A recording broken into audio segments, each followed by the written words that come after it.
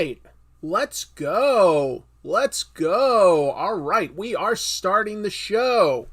Welcome to the Weekly Spinner Rack. This is June 20th, 2022.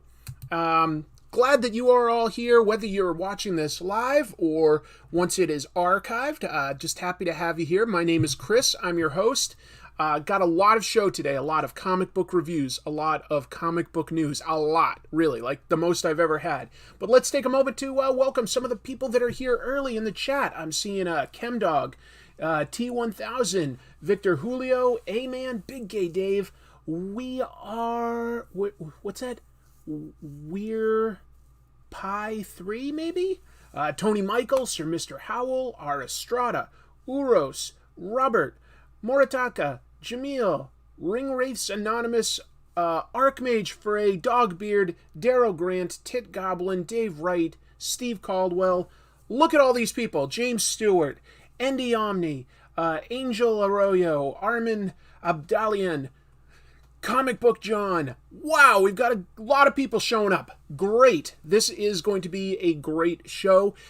I'll tell you what, it's starting off wild. Let me just point this out. I'm going to take a break from welcoming everyone, but welcome, double salute. I'm giving you all the double salute. So just before I started this show, I was out in my backyard and I was feeding my fish. I have a koi pond. Just tossing the things, watching them. Oh, you're funny. Oh, that's a pretty one. Okay, blah, blah, blah.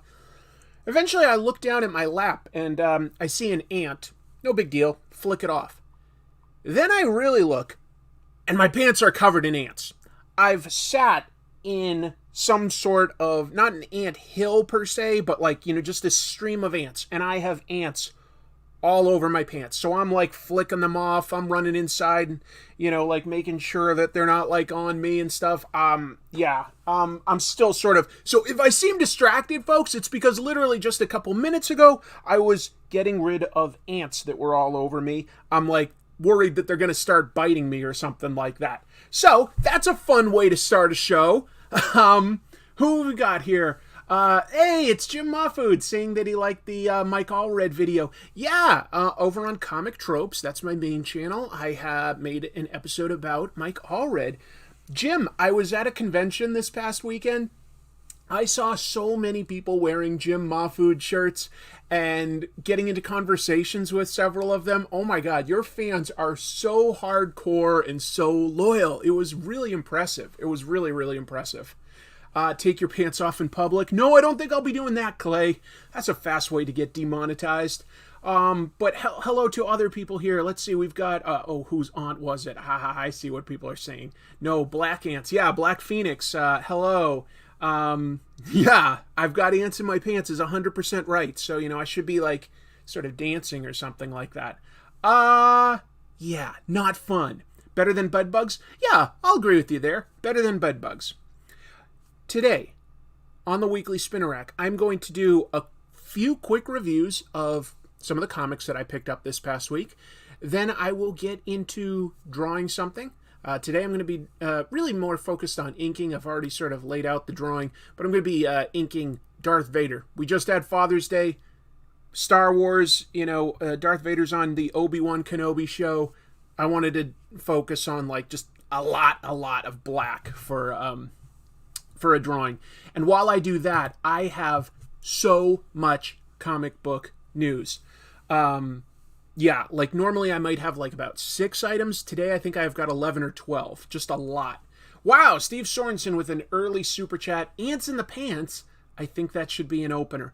I mean, basically it was. Hey, it's my sister. Welcome home, Jeannie. Glad you got to be with our dad. Nice to have you here, though. That's really cool. Let's get into it. Because there's plenty of show to do tonight. Only picked up 4 books this week that were new. First one here, we've got Jurassic League. This is co-written by Daniel Warren Johnson, but as he revealed in the interview I did with him, most of this is by one Gedeon, and I sort of reviewed the first issue saying, I was a little critical of it. It wasn't really working for me. This second issue goes much more over the top. This is what I want. I just want a bunch of crazy dinosaur puns and dinosaurs fighting, and that's what this gives me. Steve says, would you rather ants in pants or eat 30-year-old gum?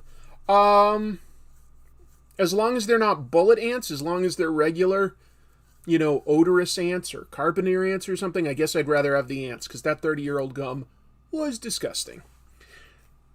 Folks, this is a goofy premise. I mean, talking dinosaurs, wearing spandex, living in a world side by side with cavemen, you just got to go with it. It's just a cuckoo thing. But, like the names of people, Jokerzard, Reverse Slash, Atrocitosaurus. You either like that or you don't. But I did start to like this quite a bit.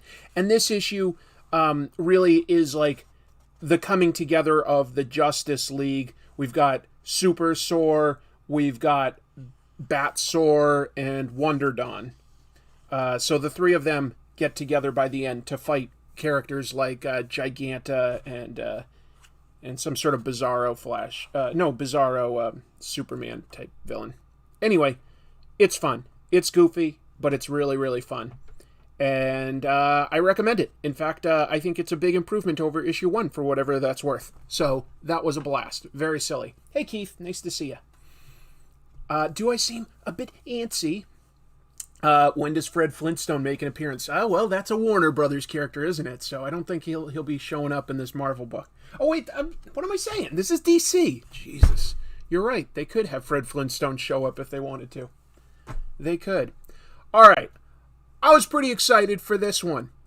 How excited? You guys saw, like a couple months ago, I was doing one of these episodes, Weekly Spinner Rack, and I drew some fan art for the upcoming Do a Powerbomb by Daniel Warren Johnson. This is issue 1.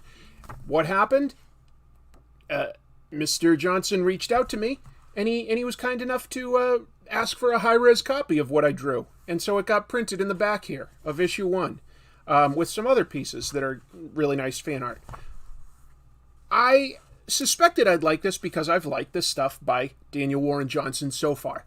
I loved it. Huge fan of his artwork. Let me find a couple panels in particular that really stood out to me. He's great at establishing shots and stuff. Good energy, good angle on things. Really, really great storytelling panel to panel. He'll use as many panels as he needs to tell a story. And this is set in the world of wrestling. But by the end, you realize it's going to go sort of sci-fi. But look at the energy on this springboard moonsault off the top rope here to the outside. This is like the rafters and could sort of have been all blacked out. But instead, he decided to do sort of a wash here and there. Or not wash, but, jagged strokes. And it gives it some energy. You feel like you're rushing into the shot. The mats on the ground have some speed lines to them. It's better than just putting speed lines and no background. There is a background, but the background has been stylized to sort of show some real motion there. I know that there was some others. I love that he could do shots like this. Here's an establishing shot of somebody's room. And I'd be very curious if I got a chance to talk to Daniel Warren Johnson again, whether this is something that he can figure out by eye, or if he did a 5-point perspective grid. Because as you can see, there is a fisheye curve to this shot. And I've never really been able to figure out how to do those. If you could powerbomb anyone, who would it be? If I could get away with doing a power bomb, I'd probably want to do it on some politicians. And I'll just leave it at that so that the show doesn't become overly political. Let's see. Elmer Sr.'s asking that I mentioned once that I took some sort of martial arts. Krav Maga. I did take Krav Maga for about 3 years. While you were briefly a hero. Just before I dressed up as a superhero. My question is, could you still hold your own in a fight without having practiced recently? That's sort of an interesting question. I would say against an average person with not much training, yes, I do very well. But if somebody is actually training in almost any form of fighting and is in practice, they've got a good chance of beating me. And then, honestly, skill counts for a certain amount, but so does your height and weight and your reach. That really does count for a lot. Let me put it this way. I've never really been afraid of getting into a fight with anyone.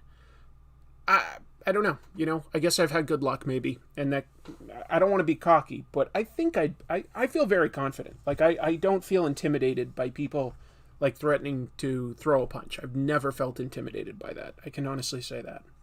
But anyway, this is a great book. Look at like the energy here when someone's getting punched. I mean, you can see them getting like rocked by that. You feel like this is in slow motion. But technically, everything is a static shot. So it's just really impressive that, Daniel Warren Johnson can show us so much energy and like show so much in terms of timing and action. Now, he's a huge fan of wrestling, pro wrestling. But I don't know if I've ever really seen anyone display fights quite like this. This is a lot of really interesting panel-to-panel storytelling. I think that there's a lot that you can learn here. But there's also obviously these quieter scenes where characters are talking. There's a lot to like about this. Look at this incredible 2-page spread where they go to some sort of underworld wrestling dimension or something like that. Maybe it's another planet. I don't know until the next issue, but it's a wild book. I love it. Obviously, when I say that, you got to keep in mind I'm biased, because I was already drawing fan art before it came out and this got printed, so maybe take my opinion with a grain of salt, right? But I'm being upfront. I like Daniel Warren Johnson a lot, and this issue really excited me. Right up there for pick of the week.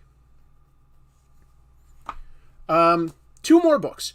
Okay, Radiant Black. I am so glad I discovered this book, about 6 or 7 months ago. It's a blast. This is a good superhero book. Kyle Higgins co-writing this issue actually with Alex Siegel, who I'm not familiar with. And most of this issue was drawn by an artist named Eduardo Ferigato. The main artist is usually Marcelo Costa, but he only did 2 pages here, probably just to keep things on a monthly schedule. There's a lot of soap opera stuff here, and I'm not going to try to recap or get into it, but it's really well told. I care about these characters, and I believe in them as real characters. But here's the big talking point about this issue 15. Okay, excuse me. The story is people are making a fan film about Radiant Black versus a hero that existed in this world from the Golden Age, okay? Or post-World War II. And in fact, what's really cool is Radiant Black realizes they've hired actor Will Friedle to portray him in the fan film, so he sort of goes from hating the idea to wildly supporting it. You get back here, okay, folks? Yeah, I've read Radiant Red. Love the art. It's a cool story. Different type of character. Oh, look at that. Hey, Michaela. Michaela Laird is here. She has a great YouTube channel. Let's see. That fisheye panel is amazing. I'm wondering if it's been used elsewhere and what it says about implied, imagine, feel, the sense of unease. Oh, there's lots of artists who are good at doing fisheye panels. Michael Golden is one that I can think of. He can do it by eye. I know that. Oh, got it. Owen's Reviews is helping me out here. Alex Siegel is the co-writer-creator of Cowl with Kyle. Hence, because of the Cowl connection, he's brought on as a co-writer for this issue. Got it. That Golden Age hero that I was talking about, I'm actually going to be talking about this in a minute. One of Kyle's first comics was this, Cowl, Chicago Organized Workers League. It's about Golden Age superhero stuff. And yeah, that was with Alex Siegel. Got it. That makes sense why Alec is working on this. Okay, so this is one of those characters from Cowl. This is Radiant Black. This is what the fan film is going to be about, right? See that? That's a QR code. If you scan this, you get access to a 5-minute, super well done animation of them fighting. It's really impressive. So when you pay that $3.99, you do not just get the comic this time. You also get access to an incredible animated version of what's happening in here, and it is good. It is not cheap or anything like that.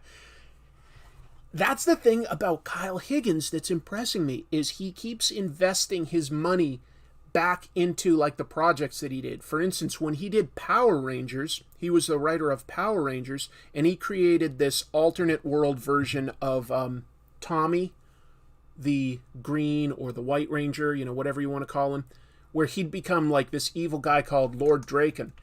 And he hired a film crew to film with Jason David Frank to make like a short sort of teaser trailer with like the full costume and everything. And that's the kind of stuff he does to excite people about getting into it. There's lots of good jumping on points with his story.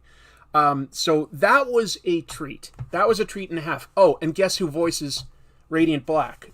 The character that I mentioned earlier in this episode is said to be playing him in the fan film. Yeah, a certain Mr. Batman Beyond voices Radiant Black in the cartoon. Dude, just incredible. Just incredible.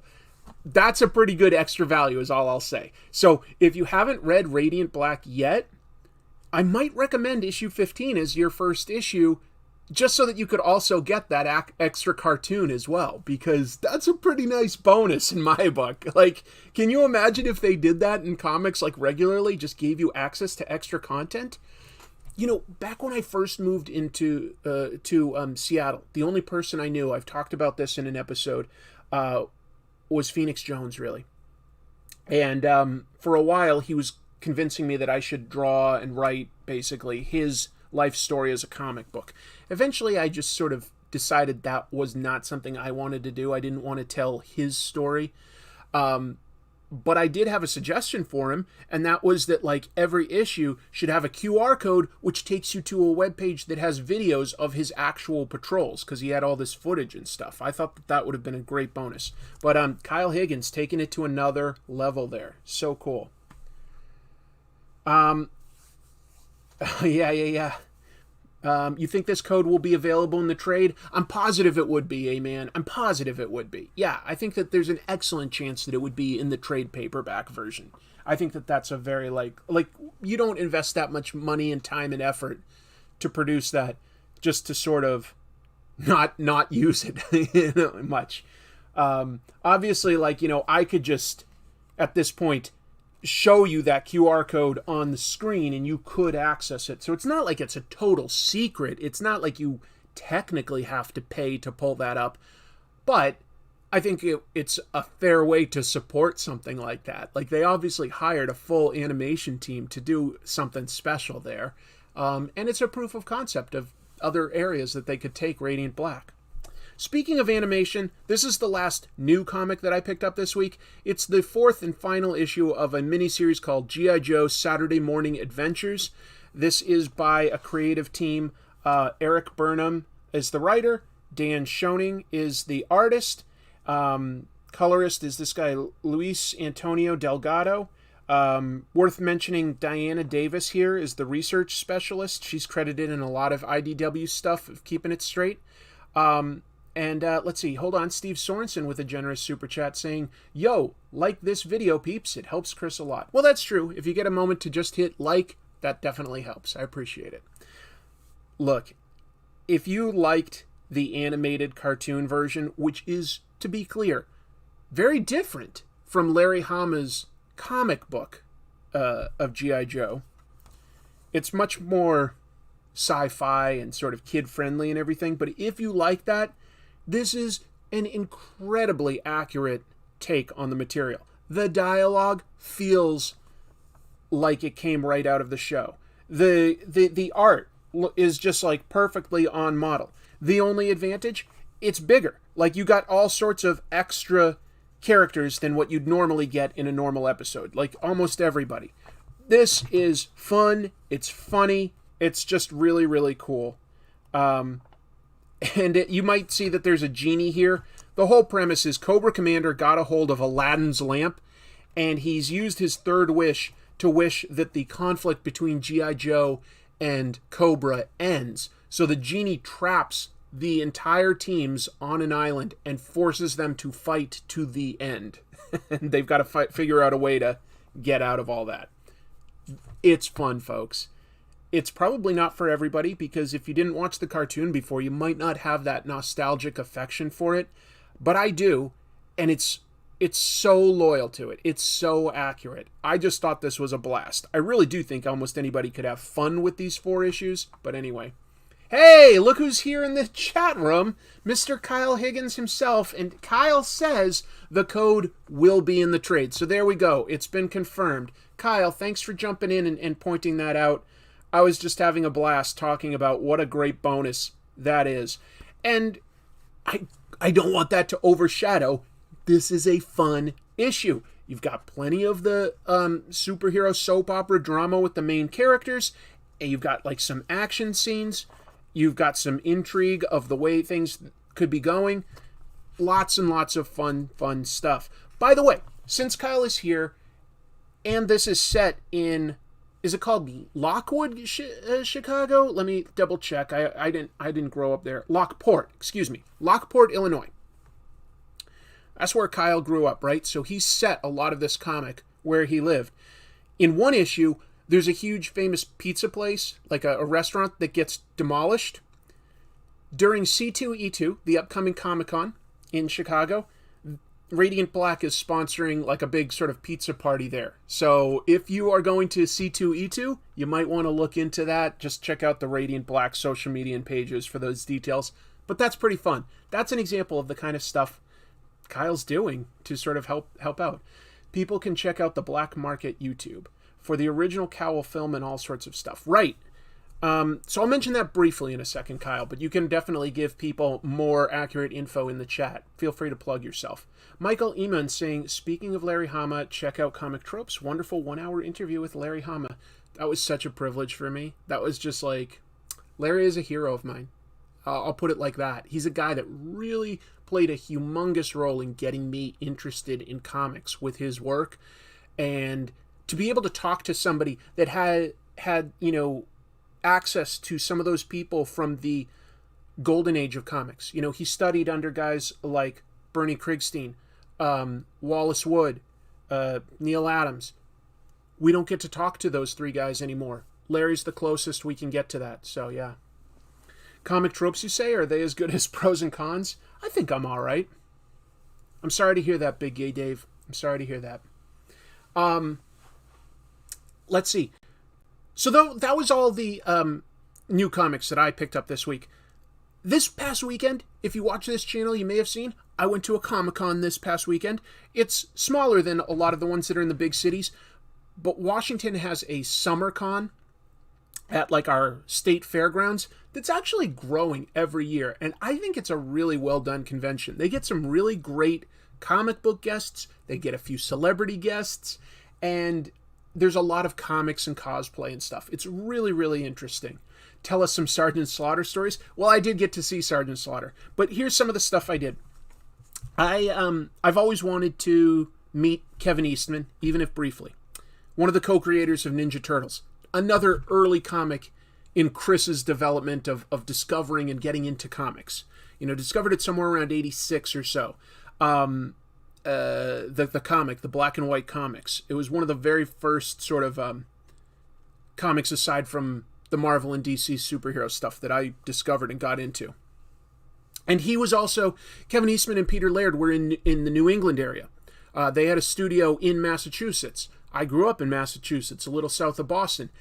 Knowing about guys like that, as well as a few years later, Ben Edlund, creator of The Tick, those were really influential for me in showing like, oh, people from like my neighborhood almost can become famous doing whatever kind of creative thing they want to do. It was inspirational to me. Anyway, I brought one of the older books that I have because I don't have a lot of the original issues anymore. But this is from 1990. It was their adaptation of the movie, Eastman and Laird, and I got Kevin Eastman to sign it. So that was fun and exciting. I got to talk to him briefly and tell him, hey, thank you. You helped inspire me and I love what you've been doing. He's got an interesting story. Oh, cool. You got to meet Peter Laird. I'd love to meet Laird as well. So that was fun. Now, at the convention, most of the people that you were going to get a signature from, you had to pay like $5. Some of them you had to get a ticket. Like Kevin Eastman is a pretty big guest at a convention like that. And if they just let everybody get in line, unfortunately, not everybody's going to get a signature. So that's like just one method of like sort of helping to cap that, okay? Fine, whatever. They say to get your signature, he's going to start signing at 3 p.m. We recommend getting in line at 2 p.m. because the line probably will get cut off at a certain point. Okay, fine. I got in line at 1:45. I got my signature at about 5:30. So I was in line for like 3 hours, standing on concrete. I didn't expect it to take that long, but it just did. I never would have done that, to be honest, if I knew ahead of time. I just wouldn't have committed to it. But I kept thinking it was moving forward a little. It was not going to take much longer. Anyway, it took a long time. A long time. Kyle's here, so let's promote him some more. I brought this copy of the Radiant Black Blacklight variant, and I don't have a Blacklight with me, but he did sign this. You probably can't see it, but there's a signature here, and he does this in like a Blacklight reactive ink, so you can see it under a Blacklight. Nice touch. Nice touch. And then I picked up, I haven't read it yet, but I picked up his first trade of Cowl. And some of these characters are, they pop up in the latest issue of Radiant Black. But this is some early work by Kyle that I'm excited to read and learn about. So we'll see what that's all about. And then I picked up 2 back issues from just dealers there. Donatello miniseries. Well, it was only 1 issue. Like, the 4 issues were like Donatello, Leonardo, Raphael, Michelangelo. I got the Donatello one. I read this in a trade paperback. I didn't have the original, but I love Ninja Turtles, so I got that. And they had the first issue of Epic Illustrated. That was a Marvel book that was basically designed to compete with stuff like Heavy Metal. But look at that gorgeous Frank Frazetta painted cover. I mean, almost worth it for that alone. 1980 this came out, and it does have a little bit of a tear. I didn't realize that. That's too bad. But whatever. I really just, I don't resell this stuff. All sorts of cool stories there. So, Chris could have done a Comic Tropes video while waiting. Yeah, I probably could have. So I've got a little, I did a drawing of Darth Vader, then I light boxed it to just do outlines, because what I'm going to do is try to do most of this in black with just a few highlights. So sort of a unique presentation.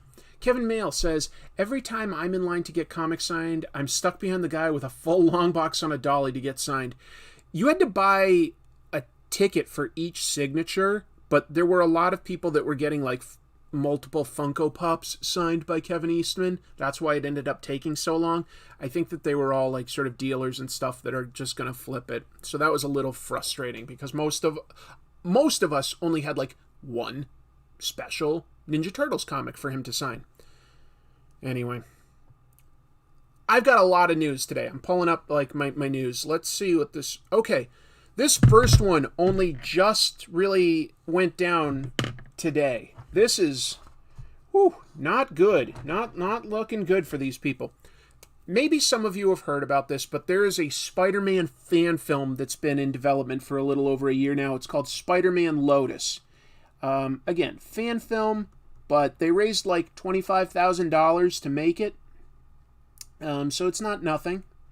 It's going to be dealing with Spider-Man or Peter Parker, like sort of like right after the death of Gwen Stacy. They're going to take a bunch of story elements, I believe, from books like... hold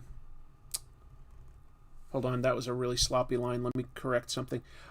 Books like The Kid Who Loved Spider-Man or The Kid Who Read Spider-Man. I'm trying to remember the exact title. Somebody out there will be able to correct me. And Spider-Man Blue by the late Tim Sale, Jeff Loeb. Anyway. Okay, fine. Fan film, whatever.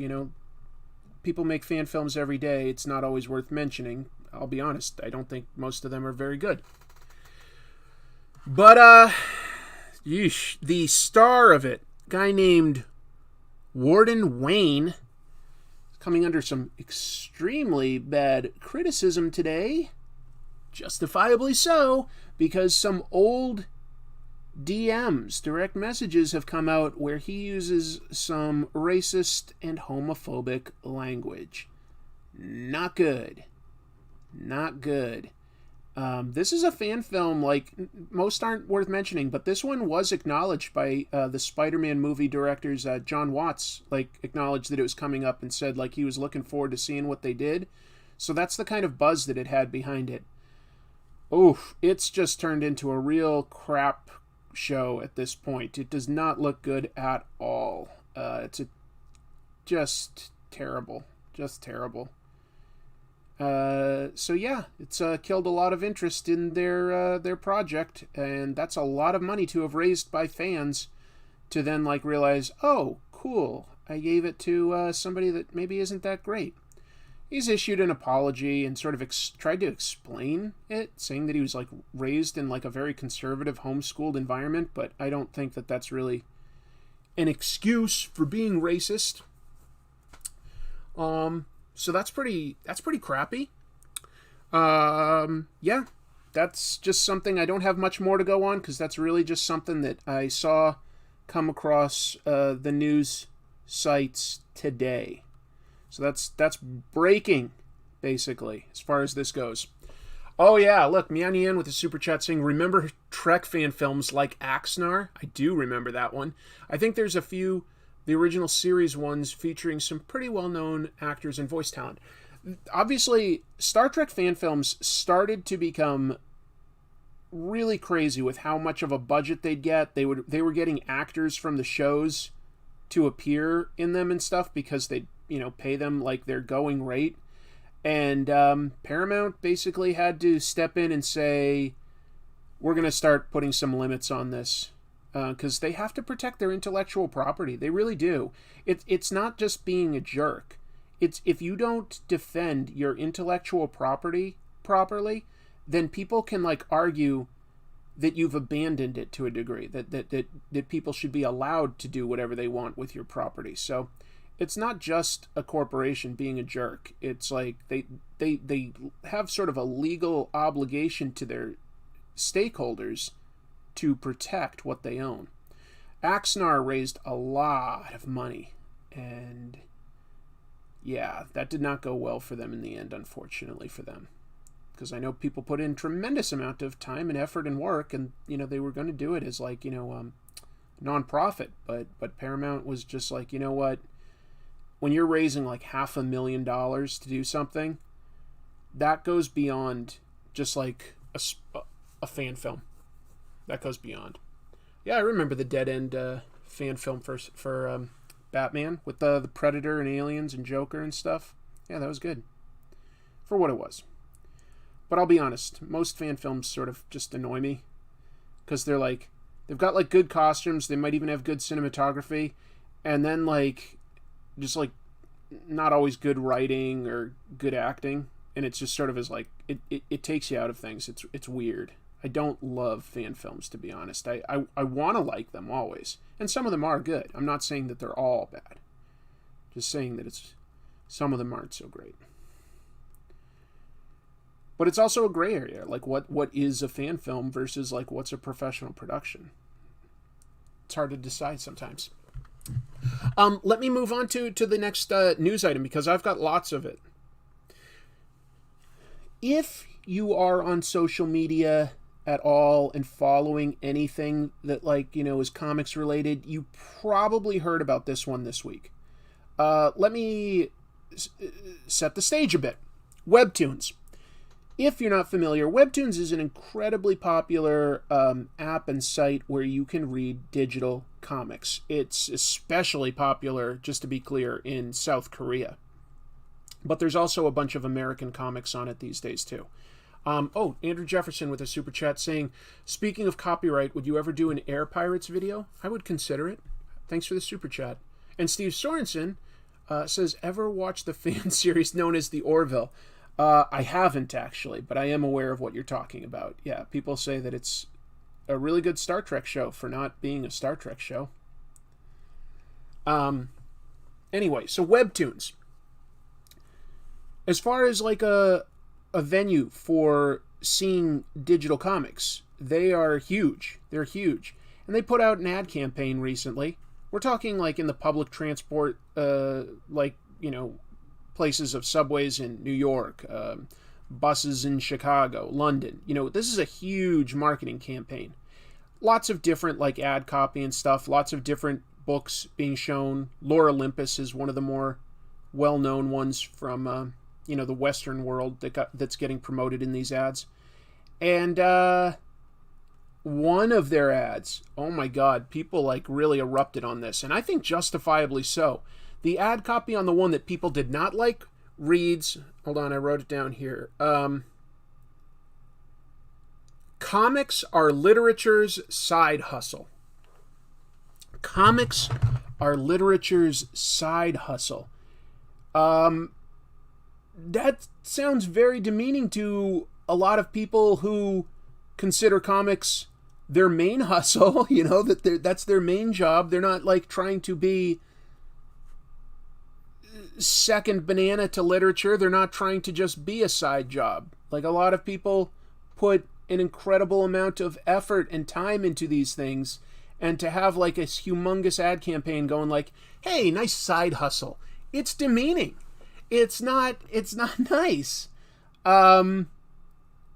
It did not go over well on social media anyway. And I've said before, hey, social media is not always the real world. You know, these ads are aimed at mainstream readers. They weren't aimed at comics creators. But that's not a good look. I mean, you don't want to offend the talent that you need to survive. You don't want to do that. So that's not great. Terry Owie says, what are your thoughts on Ezra Miller? Thank you for the super chat. I will be addressing some Ezra Miller stuff in the news. So be patient. I've got some thoughts. And, Meow Nian saying, how do you feel about Strange New Worlds reveal? Strange New Worlds is, in my opinion, already with like, just 7 episodes or something, coming close to becoming one of my all-time favorite Star Trek shows, casts, whatever you want to call it. Like, I think it's fantastic. I have not been disappointed at all by a single episode. I love it. I think it's incredible. So that twist that you're talking about, or that reveal, I think that's a really cool thing worth exploring. I am so excited to see where it goes. I'm so excited. If you have Paramount Plus, folks, I strongly recommend Strange New Worlds. I think it's incredible. Kinzer Kofod with a really nice super chat saying, longtime viewer, thank you. I love your channel. Okay, thank you. One of the more genuinely enthusiastic spaces for comics. Also, what brand model pen are you using? Oh, totally fair to ask. I usually have a variety of brush pens. That's like the easiest thing to work with when I'm doing these live streams. It would be much slower if I was using my quills and my brushes in actual ink. So these are Pigma brand by Sakura. I've got like a bunch of fine ones of those. And then I'm always trying different things. Like I've got a uni pen here. It's fine. It's nothing great. I've got a bunch of different microns for technical or small work. And a few Statler pigment liners as well. Because I just go through these things fast. But yeah. Can I watch Strange New Worlds if I've never seen Star Trek? Absolutely.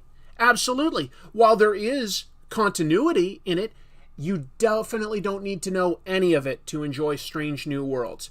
It's set before the original Star Trek show. So it doesn't really... none of it relies on stuff you need to know at all. It sets everything up. It's a new world. It's new characters for the most part. Yeah, I won't spoil anything, Black Phoenix. I never really do spoil anything. Yeah, that's sort of true. Illithid Lore says, who has Paramount Plus for something other than Star Trek? Good point. They don't have a lot of content aside from that. It depends on how much, I guess, you like CBS Viacom, because I think that's what it has. But, yeah. My wife got that for me as just a surprise because she knew that I was curious about like Star Trek shows like Discovery, and she just got it because I wouldn't have gotten that for myself. But I'm so glad I have it right now because I love Strange New Worlds. We're living in a time where there is some excellent TV on various streaming platforms. Personally, I really liked season 4 of Stranger Things on Netflix. I'm loving The Boys season 3 on Amazon. I'm loving this is sort of streaming, but you could also watch it on TV. The final season of Better Call Saul is incredible. There's just a lot of good TV shows right now. But Strange New Worlds is like right up at the top. It's just every Thursday I get so excited that I get to watch some of it. Yeah, that Jeff points out something maybe I should have. Strange New Worlds is one story per episode, so it's that, like, are there continuing story threads? More so than there was back in, like, say, Next Generation, where almost every episode resets. But it's episodic, so there's always, like, one problem for the crew to come together and use their different skills to solve together. It's a very positive show. It's very uplifting, and just good characters, good acting. But I like the storytelling style where they're going back to episodic, because we've had so much stuff that's serialized over the last few years. Serialized can be fun, but sometimes it's like you just want to sort of get in and out and get like a bit of a complete story. And that's what Strange New Worlds does give you. Every episode is going to give you a complete story, and that's satisfying. That's very satisfying. Let's see. Let me move on. So that was the Webtoons controversy. By the way, they apologized, Webtoons did, and vowed to take down that ad campaign that says, like, comics are literature's side hustle. But so far, from what I've seen, they're still up. They're still up. Yeah, Rhea Seehorn does deserve an Emmy. She's incredible on Better Call Saul. Just incredible actress, incredible character. Like, yeah. Great show.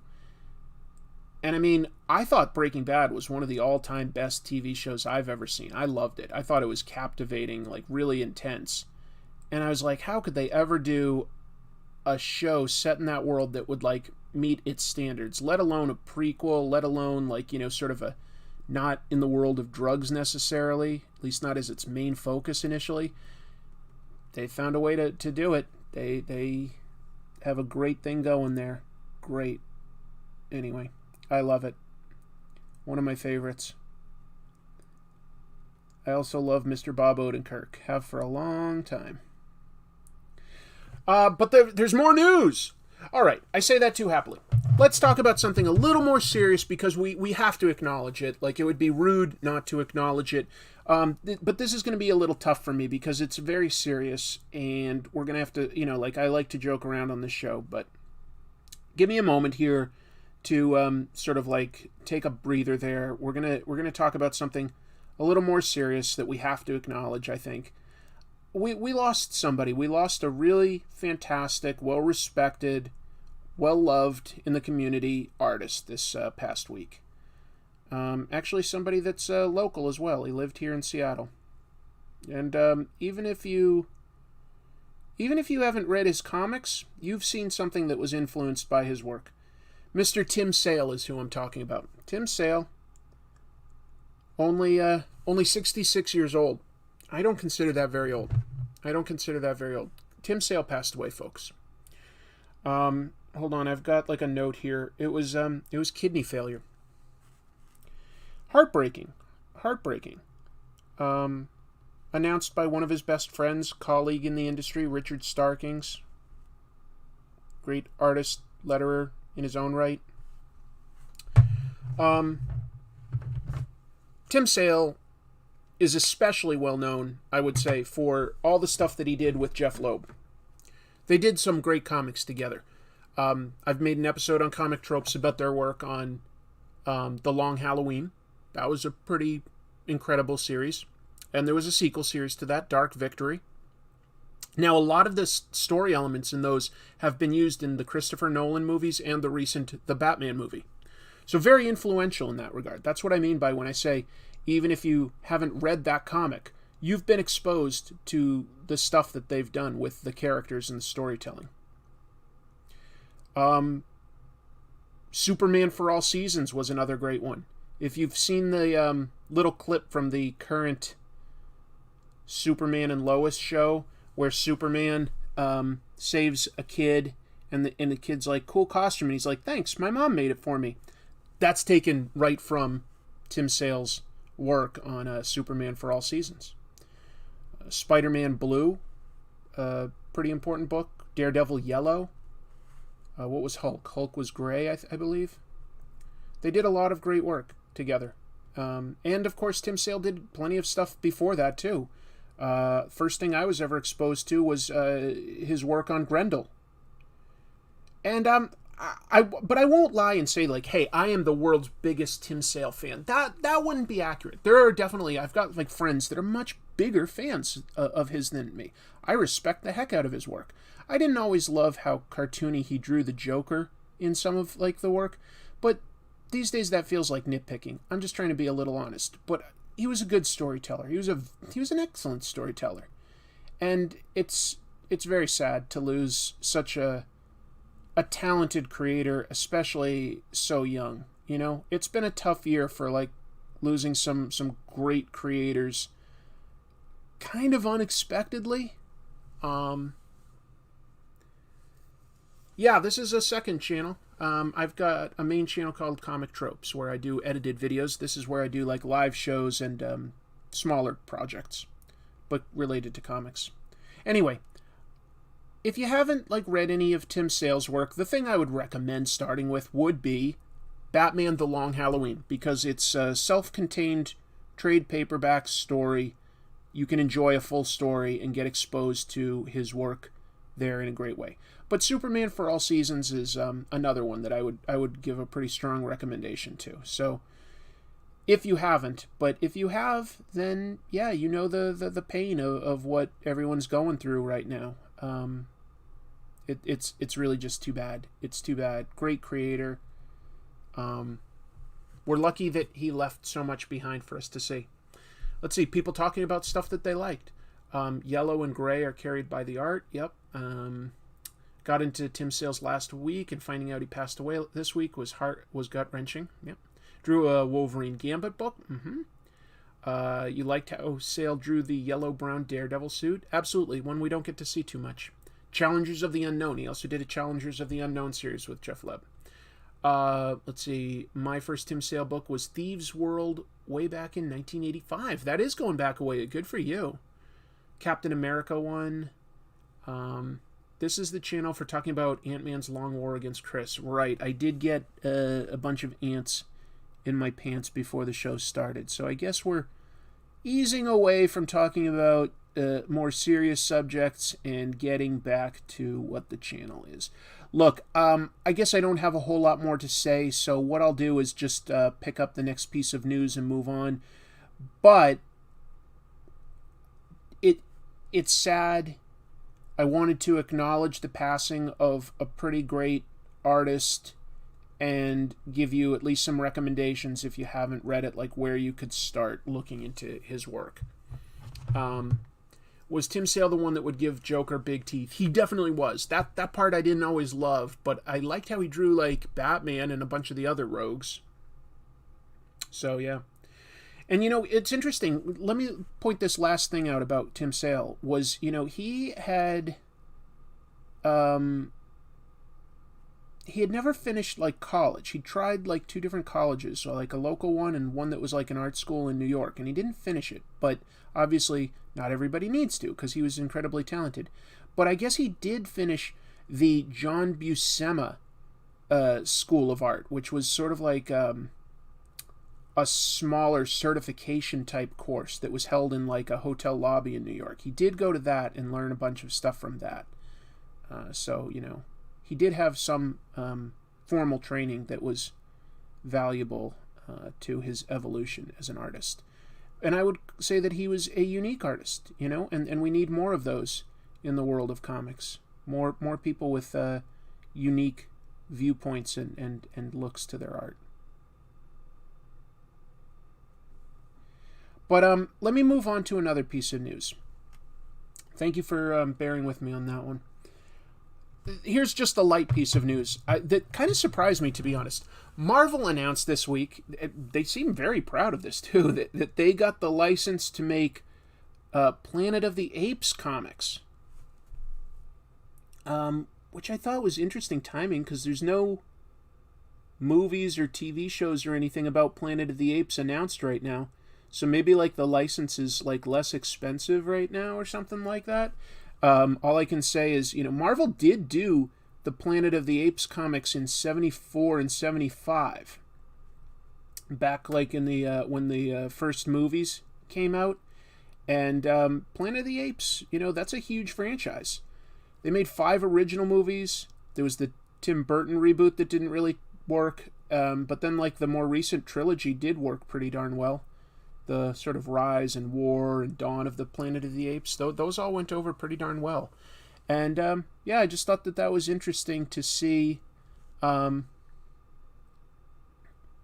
Marvel so happily announce that they've got the license to Planet of the Apes. But we'll see what they do with it, I think that it is an interesting idea that you could probably explore in long form pretty well. I mean, remember, it was originally a French sci-fi novel before it was a movie or anything else. So, in a way, like that whole idea does lend itself to exploring an idea a little more long form. How does a predator landing in the Planet of the Apes sound? Well, that's true. Look at that. Marvel's got things like Predator and Aliens and now Planet of the Apes. Let's see some apes fight some predators or some apes fight some aliens. That would be awesome. That would be really cool. Oh, let me tell you an update on a piece of news that I had from last week. So last week, the whole thumbnail that I had was that Nerdstalgic plagiarized me. And I wanted to put that out there so that, I didn't want to cause drama and, have a long, protracted fight with anyone. That was not my goal. But I was like, look, if they did this to me, they might have done it to another channel, or they might in the future. And if I don't sort of document this, there's no way to sort of it doesn't carry as much weight if I chimed in 2 months down the road and said, they did that to me too. So I needed to sort of document it, I felt. But I felt a little vindicated this week. They pulled their video and they posted that, one of their freelancers had sourced from me. I would call that weak language. Like I say, I believe it was plagiarized, but I was happy to at least see that they did that, and they provided a link to my video, and they've pulled theirs. I don't think it's 100% I think that honestly, if they were going to acknowledge that means that they should also give me the ad revenue from it. That's what I think. They're not going to do that. I'm just saying, if you're acknowledging it, you took it from me. That isn't your work, but they're going to take the ad revenue. So it's kind of easy to apologize when you've already made the money. But whatever. I felt vindicated that, hey, I told my side of the story and the facts bore it out, and, the right thing happened, I thought. So I just felt like that's a bit of closure to that story. Since I brought it up last week, if you were curious what the fallout and stuff was, the fallout is, they admitted to it and pulled their video, which I think is about the most I can realistically expect. That's about the most I can expect. Accidentally sourced. I've heard that excuse before. Yeah, look, I understand that mistakes can happen. If they only took one quote from me and forgot to put the attribution there, I'd go, yep, it happens. But it was seriously the whole video. So whatever. It's over now, in my opinion. I feel that's pretty good closure. That's pretty good. It's not perfect, but it's about the best I can hope for.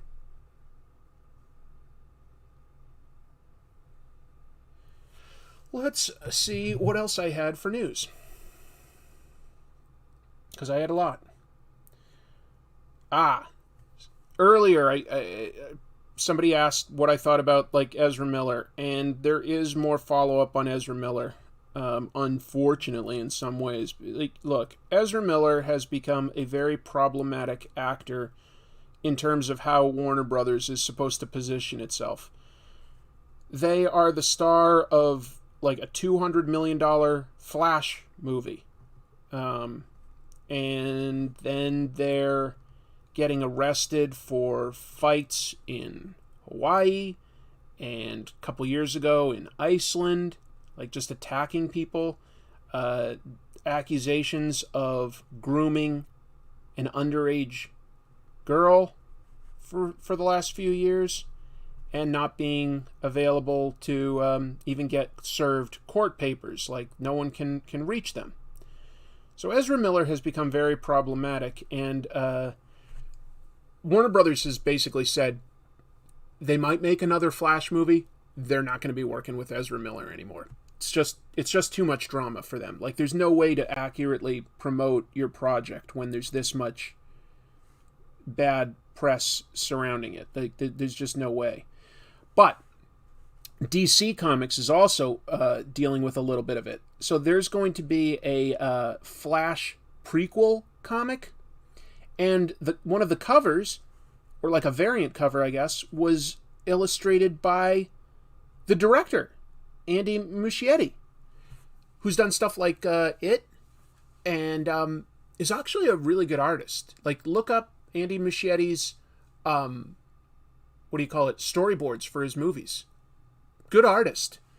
Drew a cover for The Flash featuring, like, Ezra Miller as The Flash, and his character, the Flash's character, I'm saying, of Barry Allen, is naked and trying to pull on his Flash suit while a big fight with what looks to be the supervillain Girder, I'm going to guess, is going on with the Batman played by Ben Affleck, okay?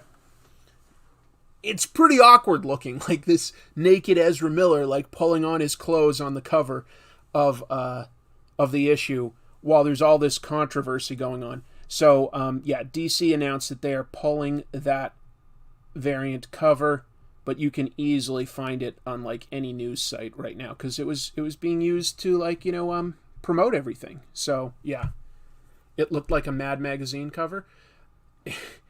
It's weird that it got approved even without the controversy, because, like, I feel like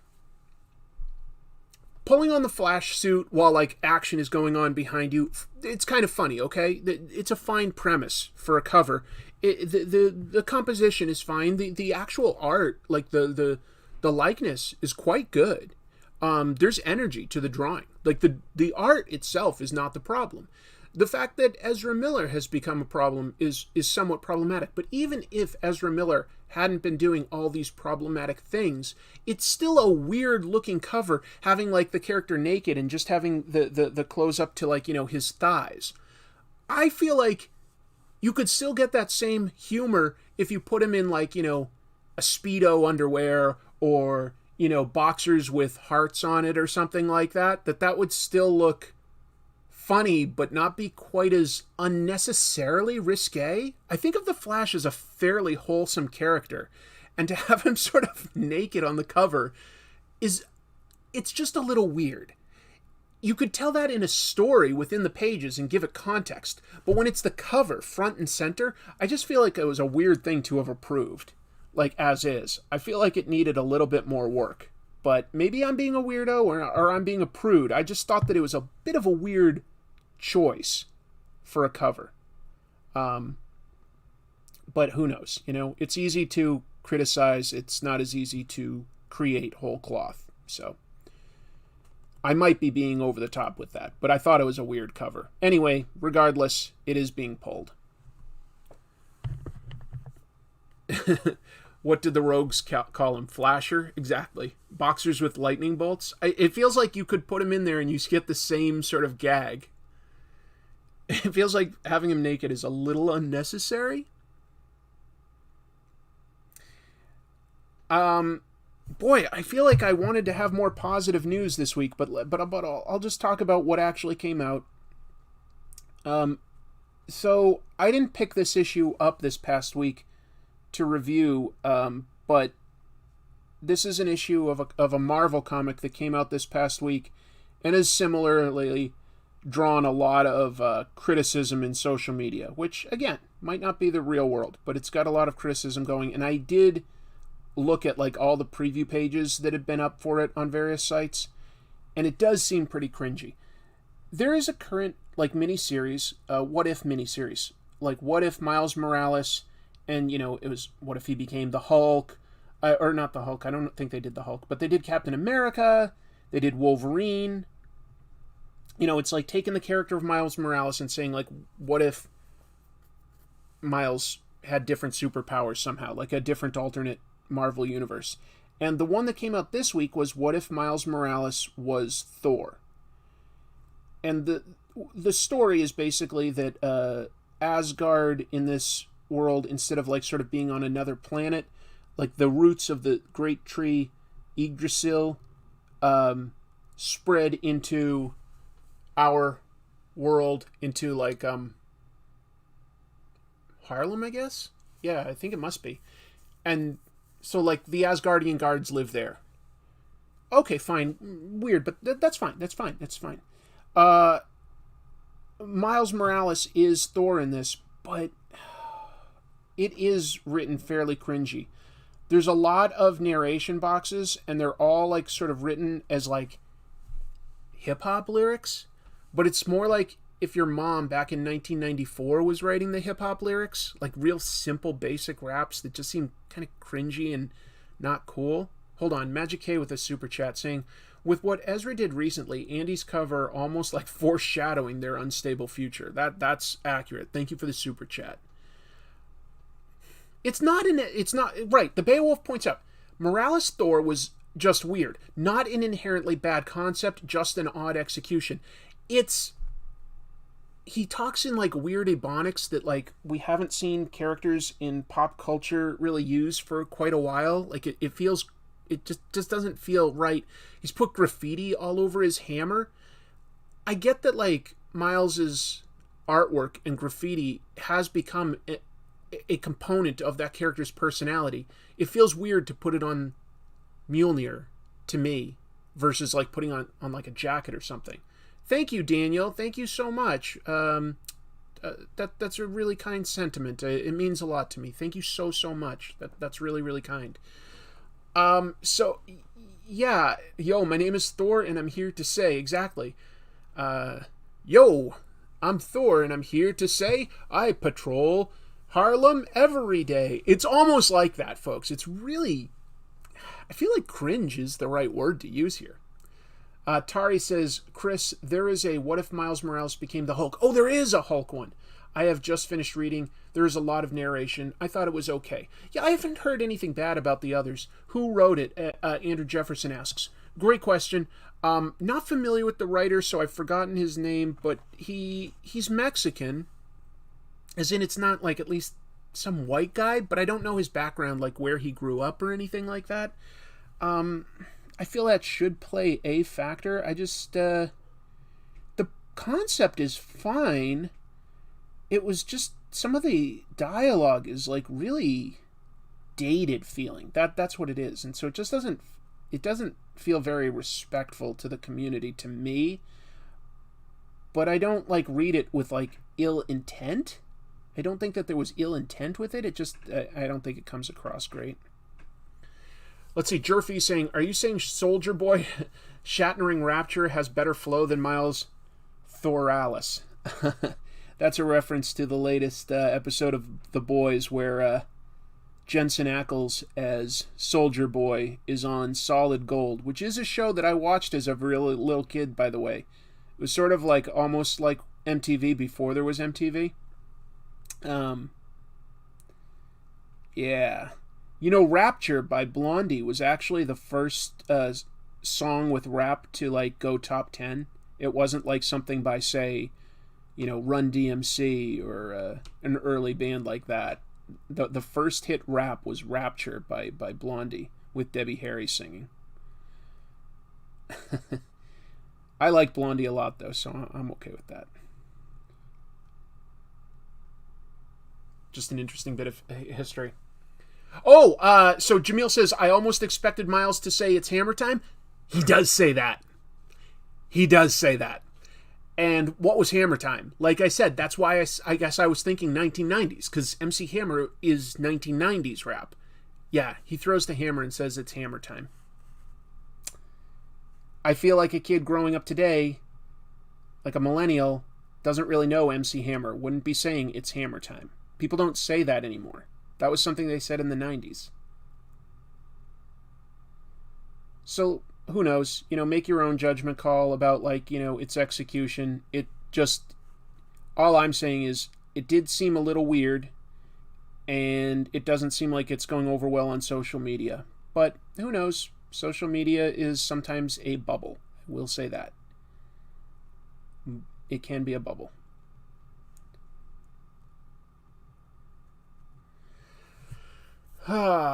Yeah. Nothing like a 30-year-old kid. Well, I don't think he's even supposed to be 30. I think he's supposed to be like 21 or something like that. You remember the Solid Gold dancers? There you go. Music and magic. Solid Gold. Da, da, da, da, da, da.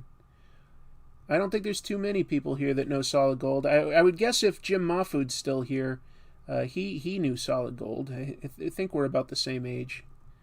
And Jim knows music. But I don't expect many people to know Solid Gold. Anyway. Here's sort of a positive piece of news. Dynamite Comics, well known for books, of course, like The Boys, Vampirella, Red Sonja, plenty of others. They, like Army of Dead type stuff. Anyway, they're doing a Humble Bundle right now. Humble Bundles, if you've never done it, are like, you get like a bunch of comics really cheap. You can sort of set your own price. Their suggested price is like, I think, $25, and you get like 63 comics and trade paperbacks digitally. So that's obviously a great value. But here's what's special about this one.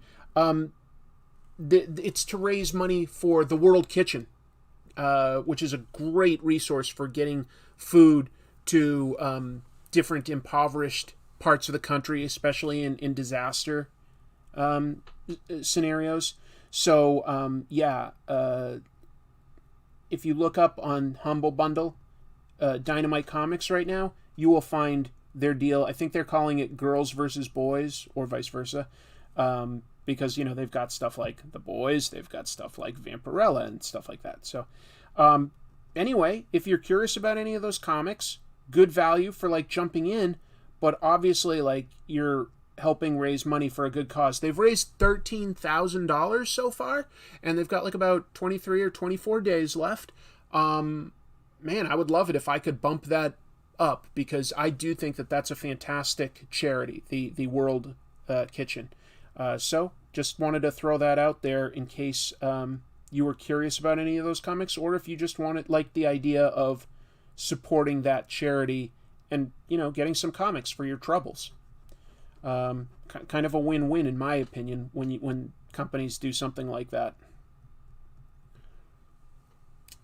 What if they do a Vader show? Oh, I missed something. Hey, Marvin Nation, welcome. Just missed some quick reviews and a little bit of news, but I'm only about halfway through the news that I have. So I've still got several big pieces of news for the week, comic book news. So welcome. Happy to have you here. Happy to have everyone here. America's Top 10 with Casey Kasem. Soul Train, yes. There were a bunch of shows like Solid Gold at one point, where you'd have live music, dancing.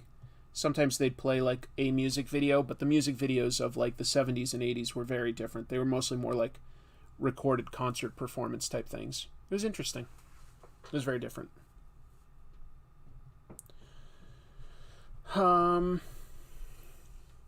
Cool. Putting on the hits. Counting them down, Casey Kasem. We just got the Ink Spots here in the UK. Was that a show that did music, Joe? Is that what that is?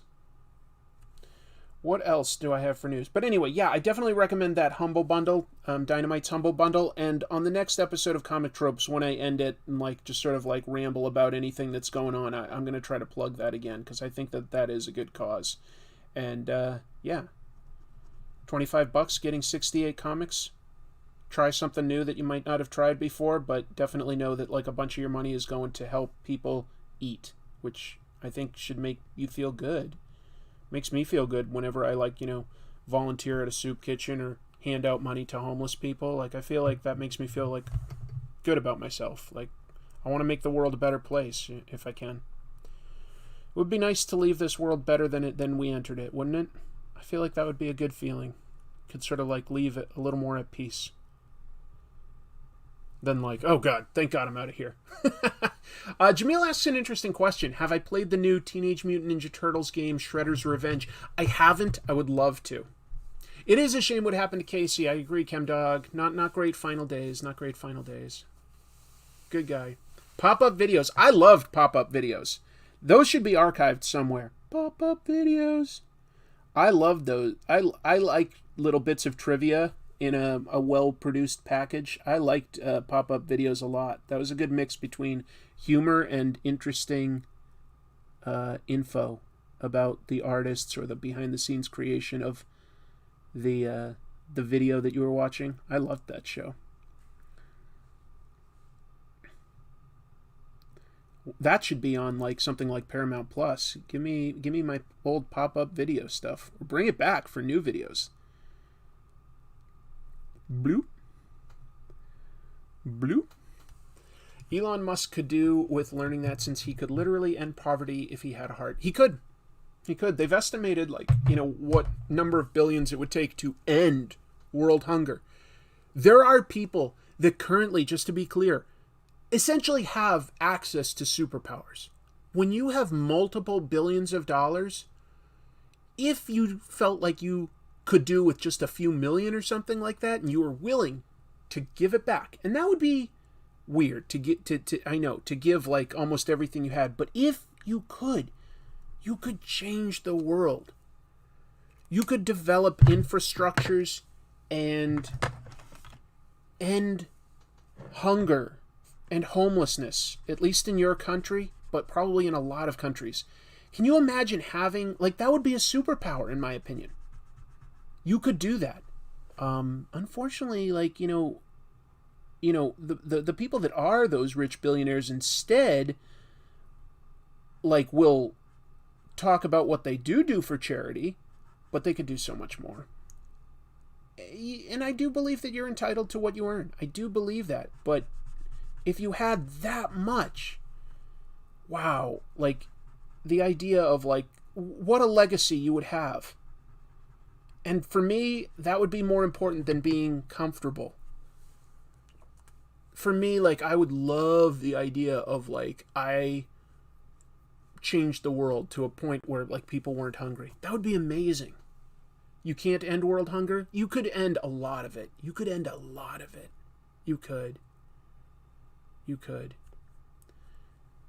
Anyway, that's a big conversation. We don't need to get into it here because it's obviously not something I can solve here. Here's an interesting piece of news, and it's relevant to what I'm drawing right now. If anybody out there has the Disney Plus app, you may have watched the Star Wars animated show Visions, and that was basically sort of a Star Wars what if.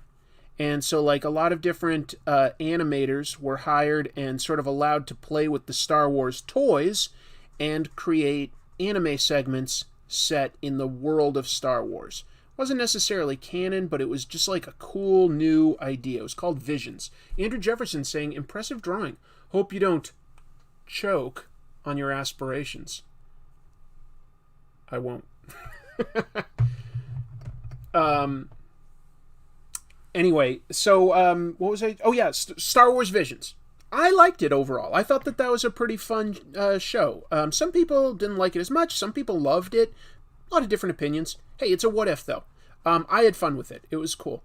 And one of the ones that was most popular was one called The Duel, which was sort of like a a silent film. It was very reminiscent of Seven Samurai by Akira Kurosawa in a lot of ways.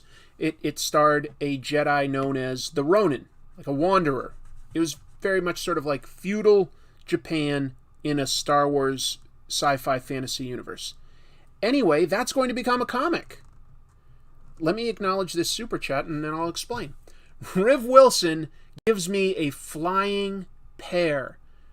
And I see that donation is in Australian dollars. So I'm going to assume, having not been able to visit Australia yet, that down in Australia, pears are sort of bluish green and frequently fly through the air. That's just a common thing. So he's sharing with me something about his culture. That if you were to go down to Sydney or Canberra or Tasmania, you would see pears flying through the air. So he's trying to share that with me. And I appreciate that, Riv. Thank you very, very much. That's very kind of you. Yeah. Star Wars Infinites. It's called, I think the comic is still called Star Wars Visions. Let me see here. It will be written by Takashi Okazaki, who worked on the anime episode, and I believe also worked on, what was that? Afro Samurai, I think is the name of the cartoon that he did here. Anyway, Takashi is going to be doing the comic book starring the Ronin from Star Wars Visions, and I believe the comic is called Star Wars Visions, and issue number 1 is set to come out this September. Reminded me of Lone Wolf and Cub. Also a very accurate observation. I agree. You should see what's flying in Canada. I imagine maple syrup and Molson. They call those flying pears Flibbity-roos. Gonna have to call it a night. It's past 2 a.m. here. Michaela, very kind of you to be up so late. That's not necessary, but very, very kind of you to give your 2 cents and to watch me. So thank you very, very much. Let's see. Keith said that Carrie for the win, but I missed Carrie's comment, I'm afraid. Darn it. Sorry. Terrible. How dare I? I'm not paying enough attention. I think that sounds like fun. Star Wars in a manga style, in a comic.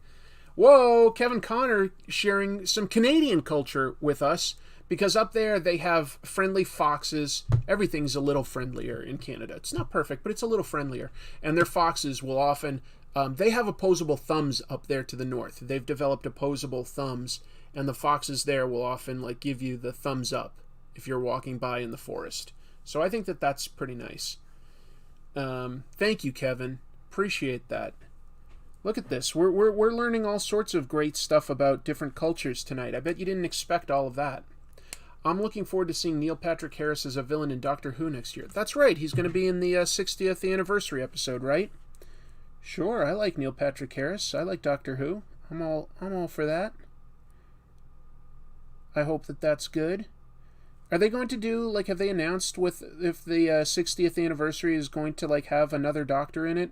Because it's not that multiple Doctor stories are always the best, but I do feel like it's a unique way to sort of honor the heritage of Doctor Who by doing those stories. I feel like it's just sort of...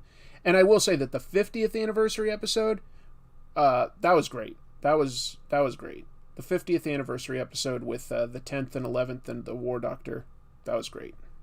I liked that a lot.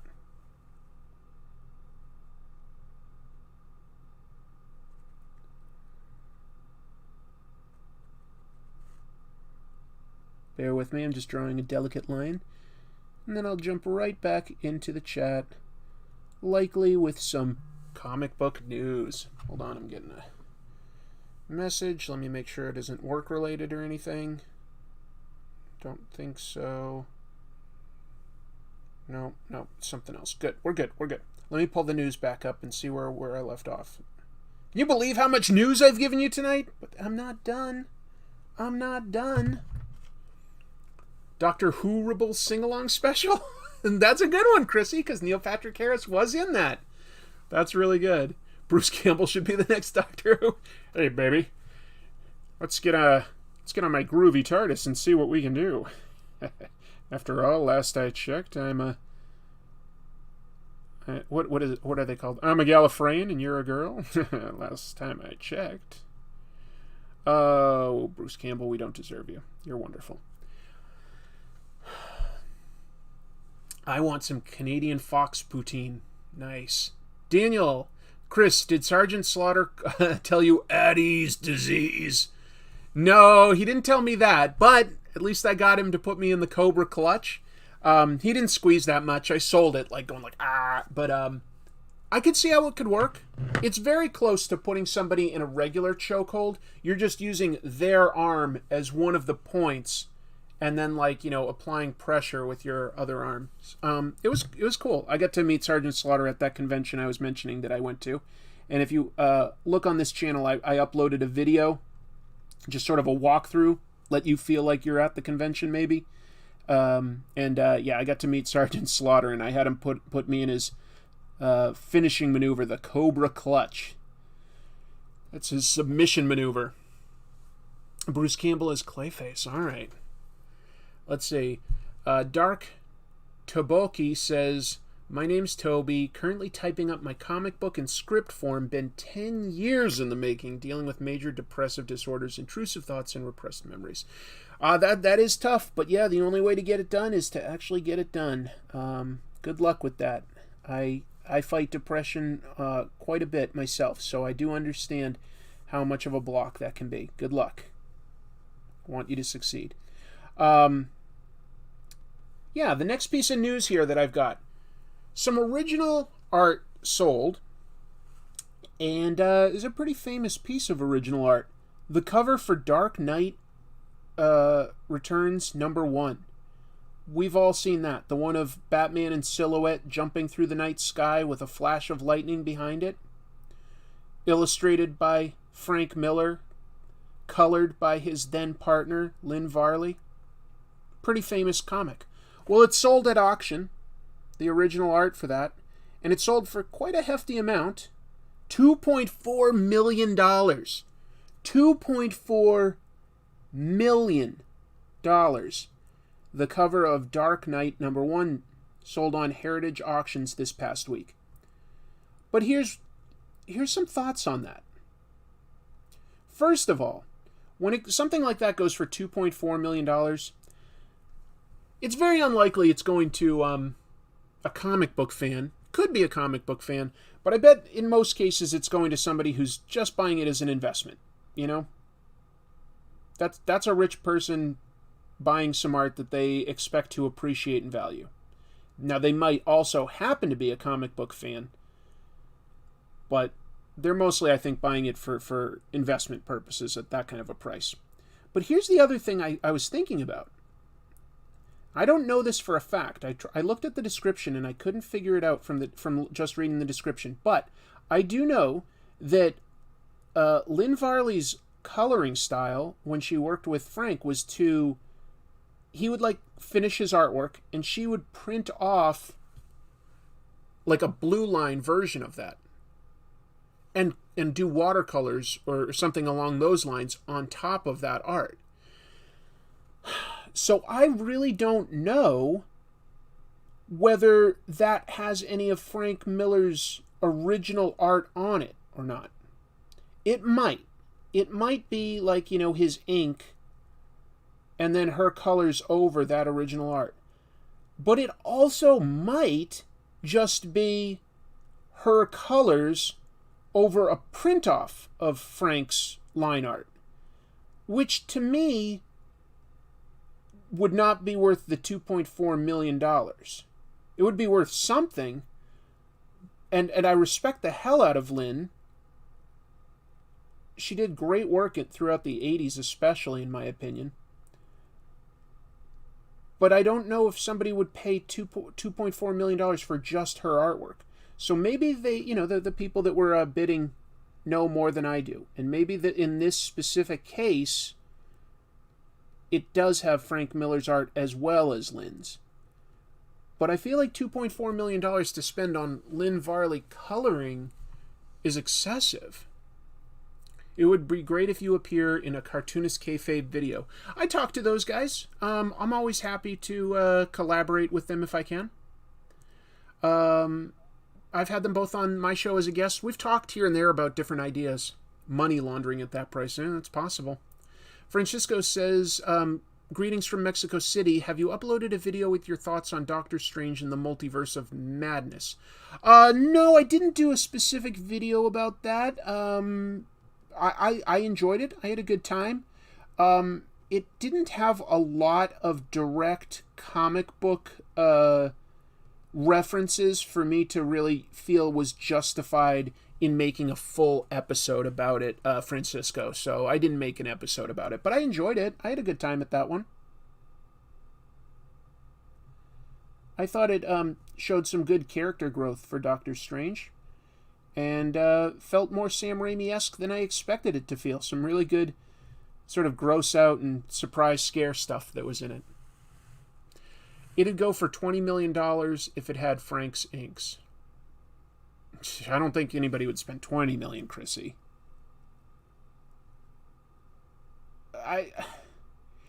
Let's just say I'm very curious to know whether it actually had Frank's inks or if it is just a reproduction of Frank's art with Lynn's colors. And if my suspicion of that is correct, I wonder if the bidders knew that what they were bidding on. You know, it just would be a little funny if they didn't quite know what they got. Ew. Ant. Ants are plaguing me today. What is up with that? Ooh-wee. What up with that? What up with that? He said, she said, you said, we said, what up with that? What up? What is up with that? Did Klaus Janson ink the cover? I don't think so. I don't think so. Oh, Jim Mahfood here. I'm assuming it's the original Miller ink drawing and the Varley airbrush painted overlay. I would say that at that price, that's what I would expect, Jim. And in a way, I sort of hope so, if that's what they paid. I guess I just don't know. You know, I didn't see in the description anything that made it clear. I went to the Heritage Auction thing, and it just said, like, you know, original art, and that it was signed by both of them. You're probably right, and you would know probably better than I would, Jim. So, like, you're probably right. I just don't know for a fact. But thanks for giving your 2 cents as a professional. I do appreciate that.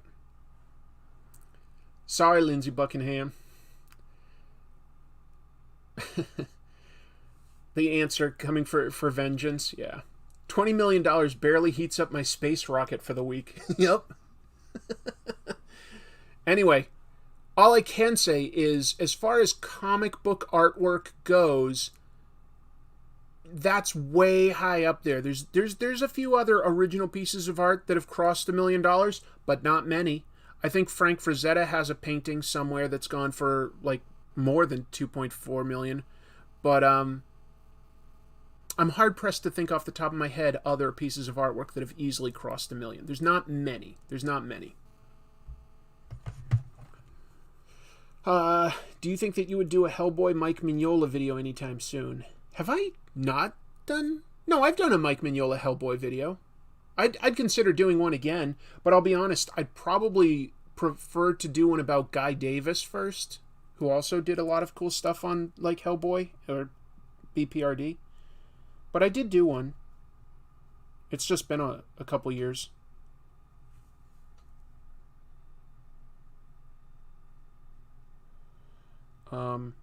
Moving on. I don't know why I said it like that. There is a comic coming out in October technically by Carson Grubaugh, who this year did that book with Dave Sim, The Strange Death of Alex Raymond. Good artist. But he's actually not drawing this comic. It's called... This is really unique, folks. Hold on. It's called The Abolition of Man. It's The Abolition of Man, and it is all illustrated by an AI image generation program called Midjourney AI. So he dropped in like a famous... Is it by Shakespeare? I think it's by Shakespeare, The Abolition of Man, into an image generating AI, and took those images and is making it into a 4-issue comic starting in October. Who knows what that will be? And yeah, just that is one of... Hey, that's cutting edge is all I can say. You never know where comic book art is going. You know, when we jumped back, there was the early digital comics were pretty weird, like digital art, pretty weird stuff. I have a bunch of those early digital comics because I just find them fascinating. Very time-consuming processes back then. They didn't have like pens; they only had like a mouse, and they would like just laboriously be clicking like lines here and there. Is that such a good idea? I don't know. It's weird. It's a fascinating artistic experiment, and all I can say is God bless people that experiment artistically with the medium of comics, because you never know what you might find out along the way, right? It's how we discover new things about science. But it's also how we discover new things that we appreciate about art. So, yeah, The Abolition of Man. If you are curious, the Iron Man Crash was really good. Yeah, what are some of the other early ones? Because I have, like, the Batman one, and I'm forgetting what it's called. There was a Batman one, and then, like, that same artist did his own sort of independent book called Shattered, I want to say. Shattered was a book. And the Batman was something like, like Dark Grid or something weird like that. Right, yeah. Jeff Yun points out that there's the DALL-E 2 AI that you can use to make some amazing art. Well, you're talking about the main AI. That can create some really great art.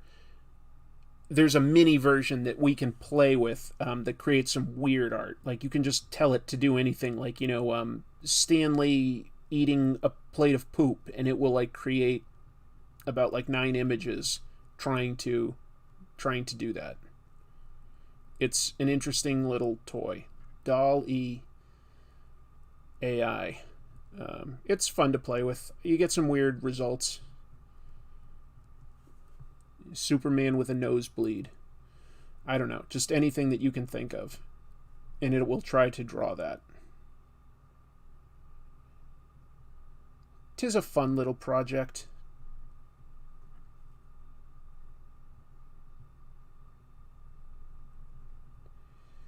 Yeah, gotta flesh out a little more black in this Darth Vader, right? Batman Digital Justice. Thank you, JSA. Thank you very much. Oh, Jeff Yun also points it out. So does Jamilin Parks. So does Jim Mahfood. So does The Vasic. Thank you. Yes, I have Shattered and I have Batman Digital Justice. Just because it's not that it's like beautiful or anything, but it is a piece of comics history, I guess you'd call it. It's people trying something new and different, and it's interesting to me. It's just interesting. Thank you, everyone, for correcting me, since I was having trouble, as usual, remembering something. I made Baki eating spaghetti. Don't abuse the monkey. Okay. Pepe Moreno. Thank you, Jim. Pepe Moreno did some early experimental work with digitally made comics. And, if somebody wasn't willing to take that time, like Pepe Moreno, using like mouses to do all sorts of tiny little details, or early digital colorists like Pat Olive. Yeah, that was it was just interesting. It was just interesting what kind of stuff that like they were making, and if they were willing to work that hard with like a mouse and stuff, it sort of helped justify building tools like, you know, today's pens and stuff like that. Yeah. How do you schedule reading old comics with your work and other activities? To a degree, the answer is sometimes I don't. You know, like sometimes I'll buy old comics that look interesting and I don't get around to reading them, to be honest. Until I like think of sometimes an idea for a topic for a Comic Tropes episode, and then fortunately I have it there as like reference, and then I like can justify sitting down to like read it. Like whenever it's related to an episode, I can justify some reading time. Otherwise, I don't always get to read everything that I want to. I don't. I'd probably get to if I wasn't doing like what is now my part-time job.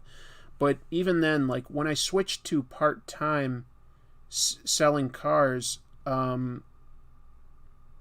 do still put in 30 hours a week. So, you know, that's still a lot of hours. That's still a lot of hours. It gives me enough time to usually keep weekly with Comic Tropes. And it allows me time to sort of justify doing something like this where I can connect with all of you, and this is also like a little bit relaxing. Like this is work, but it's like fun work where I get to like talk comics and reviews and stuff like that. It's sort of like helping me justify the time that I'm doing. But yeah, I'm still spending a lot of time at my other job, to be honest, even though I switched to part-time and don't have benefits. 30 hours versus 40. It's like 10 more hours. It makes a difference, but it's not like I'm down to 20 hours there, you know? Like Steve Olive. Thank you, Steve Olive. Pat Olive is a penciler. Excuse me. Thank you. Yes, Steve Olive was who I was talking about. Pat Olive worked on Spider-Girl. Right. I confused them. That's too bad. I didn't mean to do that. Oh, so this is kind of exciting, though. Speaking of like colors and stuff like that, I actually also bought some colored art this week. I bought a piece of colored work by Mr. Katsuhiro Otomo, one of his original Akira pages. Now, he definitely printed off the artwork, and then either he or sometimes Steve Olive did like colors over the actual like Bristol boards, and then they would like go in digitally and say like this is this color, this is that color, etc. But I got one done by Katsuhiro Otomo himself, like a page of his art that he colored some of the panels. So to me, that's as close as I'm going to get to like affording anything original by Katsuhiro Otomo, who's definitely like one of my absolute favorites. So I was pretty excited. Like, yeah, I was able to claim an original piece of art by Katsuhiro Otomo. It hasn't been sent to me yet. I don't have it yet, but I was able to get it. And folks, I'm really still buzzing over the fact that like I got that. Like it means a lot to me. I don't own tons and tons of original art, but when I do, it means something very special to me, and I like really pore over it and try to understand like what the creator might have been thinking with their process, and it just means a lot to me. So it's going to a good home. It's going to a good home. Hey Chris, my previous question just flew off the chat. I don't catch everyone, that's true. I was wondering if you still like to come up with new oh hi moments. Anyway, I have to go. I love watching your videos. Keep it up. Yeah, I love coming up with those ideas. I'm at the point where I felt like unless I have one that like really amuses me, I'm not going to force it. I'd rather just get the episode out. Like, you know, the gag isn't what like sells people. It was just sort of an easy way to like introduce people to something, especially when I was newer. Like comedy hooks people faster than like, you know, an essay thesis. If I have a good idea, I'll still do it, but I didn't want to force it because nothing's less funny than forced comedy. So I just didn't have as many ideas for that. Anyway, I've got another piece of news. We're not done with news yet. This is the last piece of news that I have that I can think of. There was that movie like a year ago, maybe it was 2 years ago now, The Joker by Todd Phillips, you know, the guy from the Hangover movies. Well, he's turned in his script for the second Joker movie, and apparently this one will be a musical. Allegedly starring or co-starring Harley Quinn, and the studio wants to get Lady Gaga to play Harley Quinn. So Lady Gaga and Joaquin Phoenix in a musical Joker movie.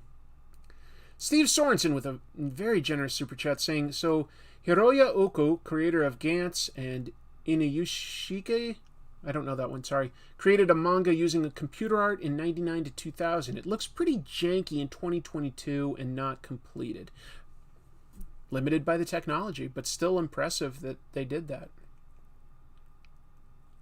Thanks, No. Thanks. Appreciate that. She could do it. Well, I do think Lady Gaga's quite talented, to be honest. I like Lady Gaga, and she's a good actress in the few things that I've seen her in. It is a weird idea, but, you know, even just the idea of having a Joker movie without Batman is also a pretty weird idea. So, whatever, it's probably going to happen. So start getting yourself used to that. Did you get the Otomo page with your super chats? I mean, in a sense I did. Yeah, in a sense I did. I've also, like, in the last few years, I've cut way back on, like, things that I used to sort of collect or get for myself. I don't really buy much in terms of, like, video games anymore. I don't buy, what do you call it? What else did I used to get? I used to get, like, certain action figures and stuff. I don't buy any of that. I don't buy much, like, I used to get a bunch of Lego and Hot Toys and stuff like that. So I used to get sort of, like, lots of stuff, and I don't get as much of that anymore. I pretty much just spend the money on, like, you know, home repairs and stuff for comic tropes. But comic books and original art are sort of related to the show, so I do still get some of that, obviously. Anyway, I was just really excited to get that one, and yeah, it meant a lot to me. I haven't bought any original art in a long, long time. Like, we're talking many, many years at this point. But that one was one I couldn't pass up.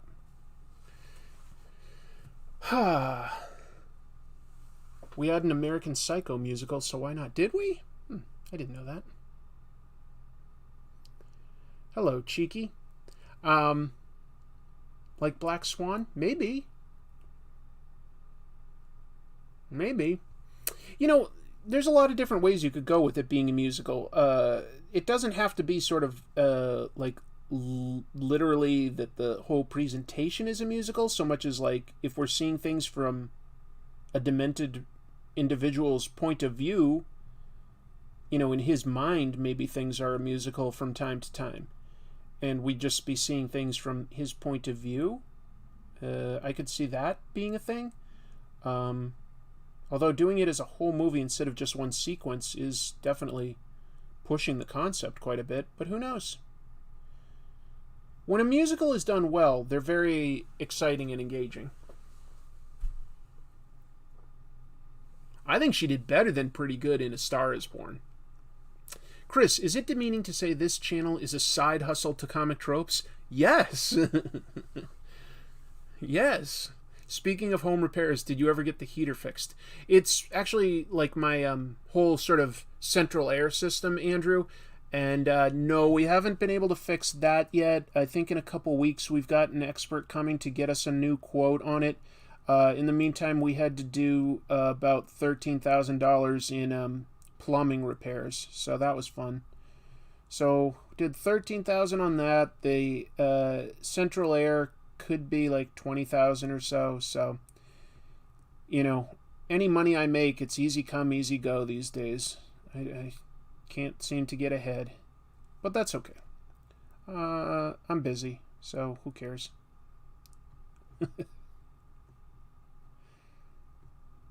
The fun of owning a home.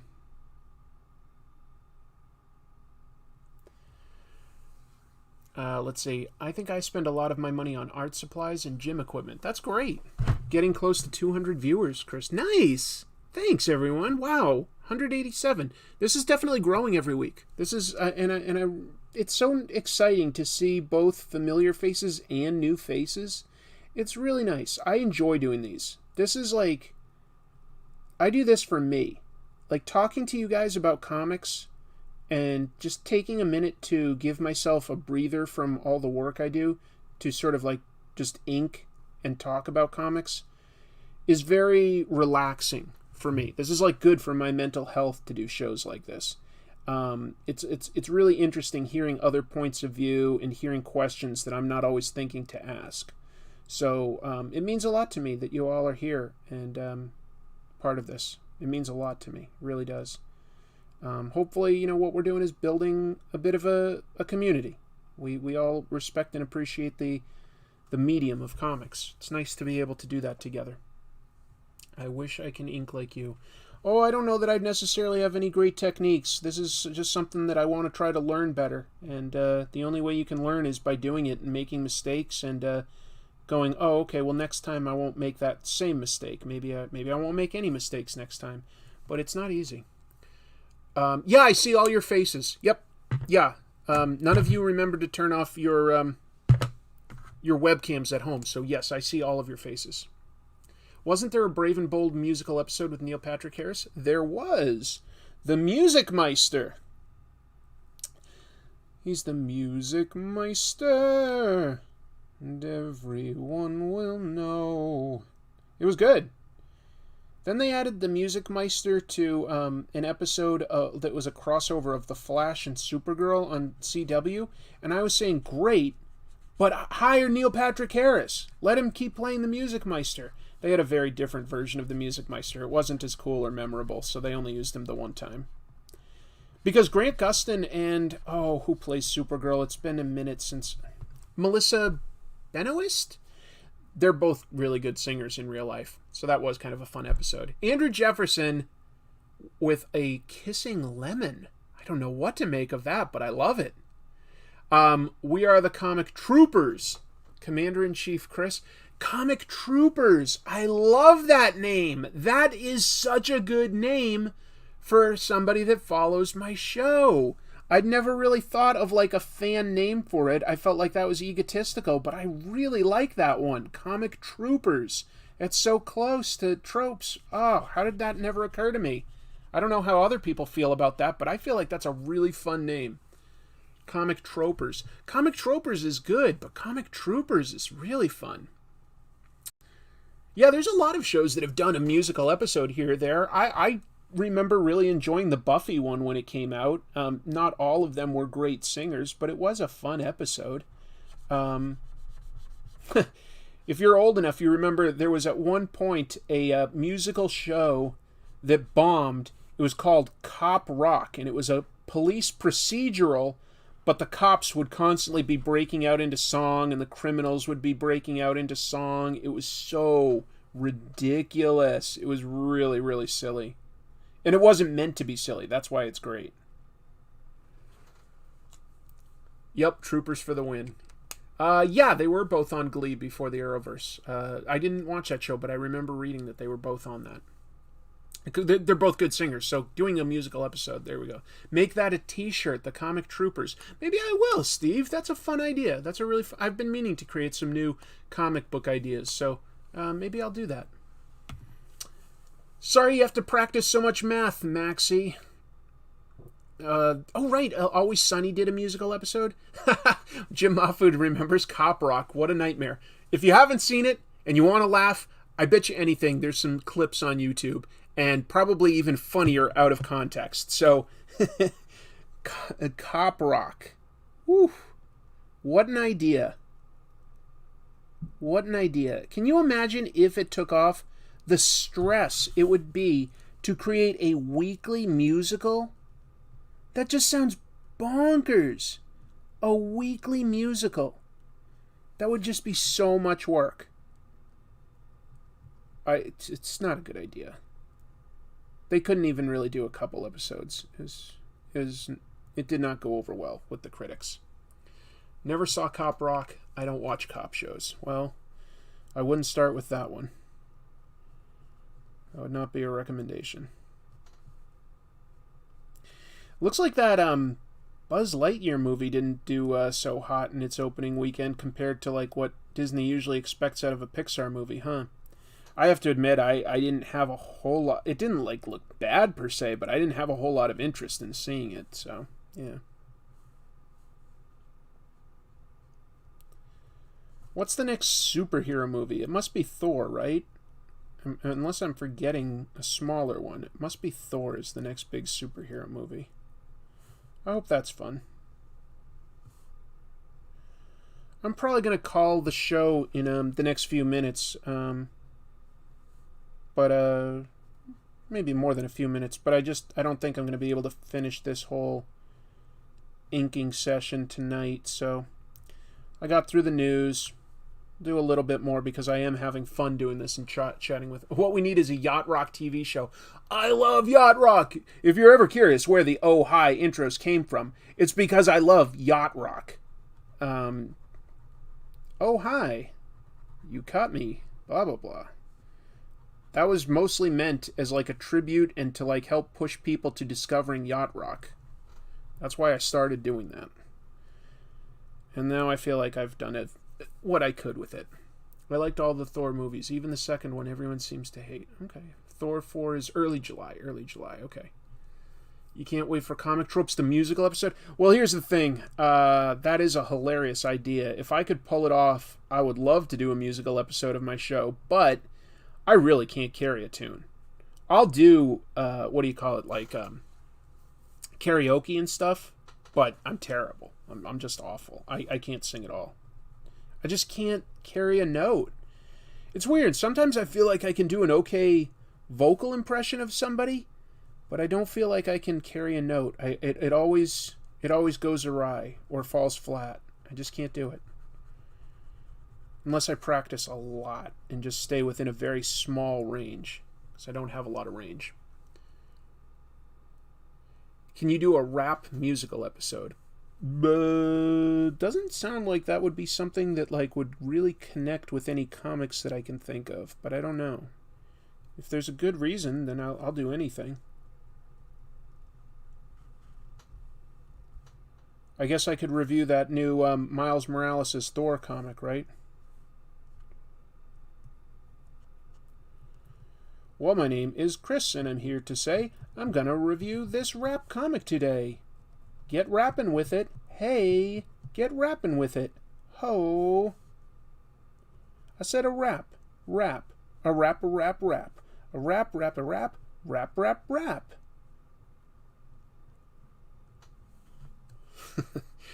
That's basically a riff on an old Mr. Show sketch.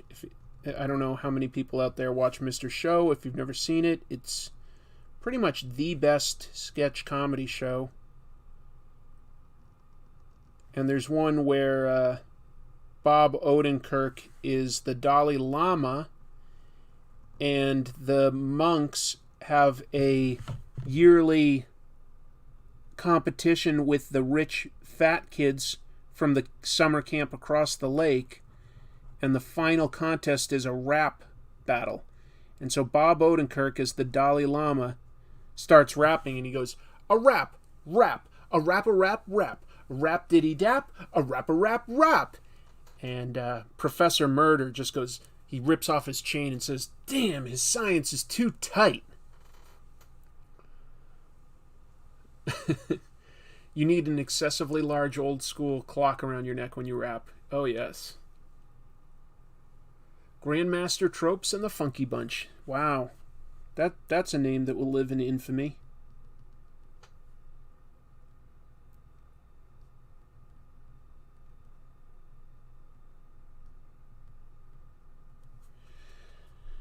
That's a name I've not heard in a long time.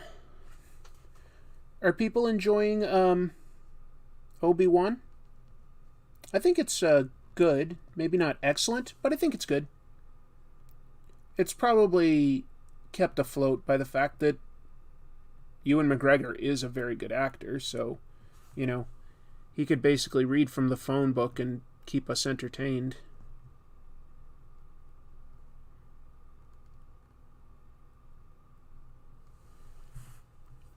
I think League of Extraordinary Gentlemen was supposed to come with a record at one point, but the publisher wouldn't allow it. Really? I never heard about that. That would have been interesting.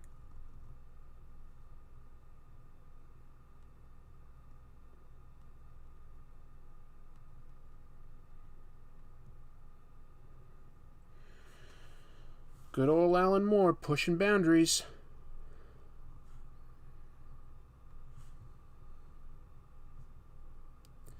Oh, that's who I should get for my next interview. I'll get Alan Moore.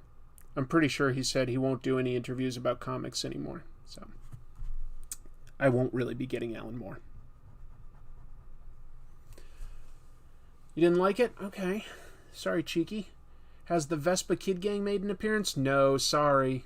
Chrissy said she's heard it's a snooze fest. Who'd you hear that from? I like it. You didn't hear that from me.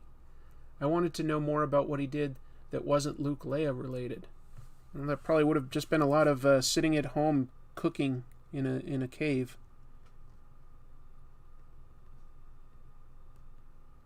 Fair enough. Hey, the less you watch, the more for me. It's all for me.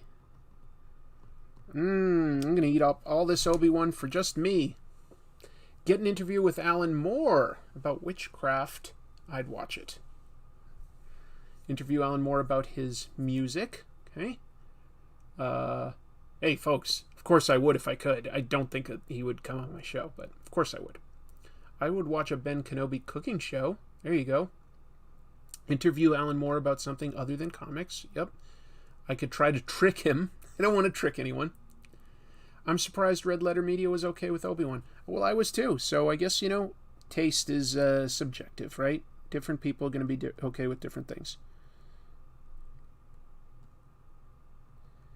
The only reason I actually don't have more positive things to say about Obi-Wan is just because there's so many other really good shows on right now, like Better Call Saul and The Boys, things like that. Stranger Things, maybe.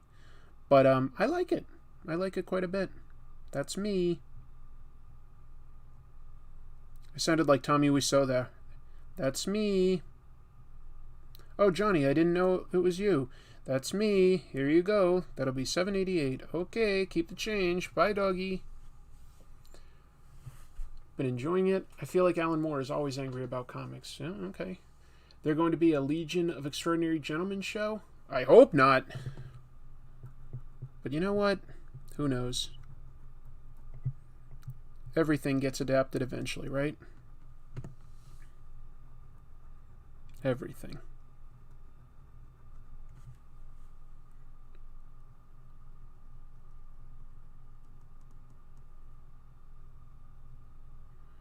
I saw a funny TikTok guy on TikTok the other day.